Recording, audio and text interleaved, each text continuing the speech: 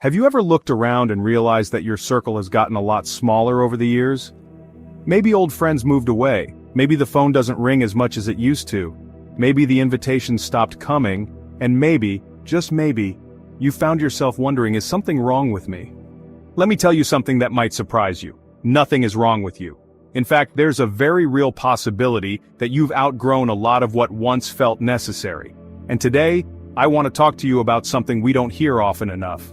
Why it's perfectly okay, even liberating, to not need friends after 70.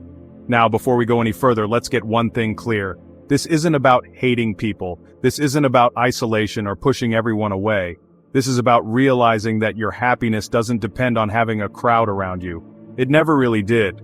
But society keeps feeding us this idea that you're only truly living if you've got a busy social calendar or a dinner party every weekend. Well, I'm here to challenge that, because after 70, something changes. The things that used to matter don't hold the same weight anymore, and once you understand that, a whole new level of peace opens up. Let's start with this. You no longer need to prove yourself to anyone. When we're younger, so much of our identity gets wrapped up in being liked, being included, being needed. We join clubs, we make small talk, we say yes to things we don't even enjoy, just to stay connected. But after a certain point, you start to realize something incredibly freeing. You don't have to chase approval anymore. You've lived, you've learned, you've loved, lost, and started over. You've earned your space in this world 100 times over. And if someone doesn't recognize your value, that's on them, not you. Letting go of the need to be included gives you something better than popularity. It gives you peace. And peace is a kind of luxury that no friendship, no matter how close, can ever replace if it costs you your sense of self. The second reason might feel even more unexpected, but it's deeply true. Solitude sharpens your intuition. You know that quiet feeling you get when the house is still, when no one's calling, and the only voice you hear is your own? That's not loneliness, that's clarity.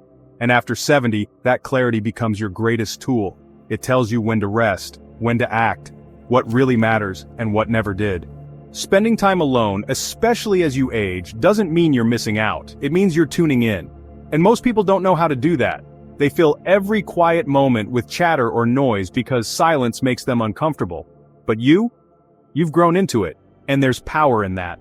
It helps you make decisions without second-guessing yourself. It helps you spot red flags in people faster. It helps you know exactly what your mind and body need without the distraction of everyone else's opinions. That's wisdom. And it often shows up when we finally stop trying to keep up with everyone else.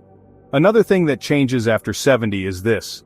Your energy becomes sacred. Remember those long conversations that left you drained? Or the friends who always needed something but never gave anything back? At this stage in life, you realize your energy isn't unlimited. And every phone call, every coffee date, every emotional favor has a cost. And not everyone deserves that cost. It's not selfish to be selective, it's smart, because you're no longer living to please. You're living to feel good, to feel whole. And that means protecting your peace from people who don't uplift you. This doesn't mean you cut everyone off. It means you get very clear about who adds joy to your life and who just adds noise.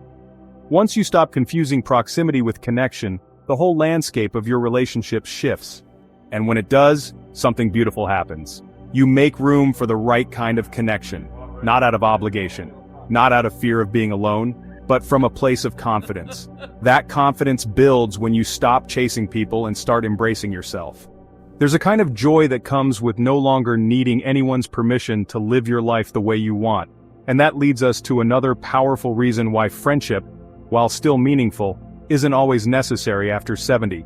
You finally get to prioritize your own happiness without guilt. Think about how many times in your life you've said yes when you really wanted to say no. How many weekends, favors, or phone calls you pushed through because you didn't want to disappoint someone. Friendships, for all their beauty, can sometimes become silent obligations. You show up because it's expected. You listen to their problems out of habit. You carry their emotional baggage like it's yours.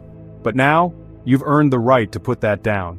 This stage of life gives you the rare chance to stop asking, what do they need from me? And start asking, what do I need for myself? And that's not selfish. It's survival. It's self-respect. It's maturity. Because when you fill your time with people who deplete you, you're choosing exhaustion over peace. And you don't need to do that anymore. You get to wake up and build your day around you, what you enjoy, what calms you, what inspires you. Whether that means working in your garden, reading in silence, or going for a solo walk at sunset without answering to anyone, That's a kind of freedom no one can give you and no one can take away. Now here's another truth. You don't need friends to be seen. We live in a world that worships social activity. Photos of group lunches, birthday gatherings, girls' nights out. It all paints a picture that says, if you're not surrounded by people, you must be lonely. But that's a lie. Loneliness isn't about how many people are around you. It's about how well you connect with yourself. And one of the biggest shifts that happens after 70 is that you become your own companion. You don't need constant validation.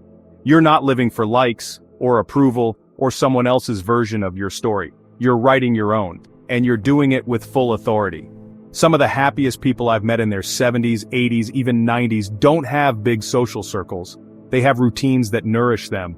They have hobbies they love. They know how to laugh alone and sit with silence and reflect without falling apart. That's strength, that's presence. That's what happens when you stop chasing connection and start creating it within.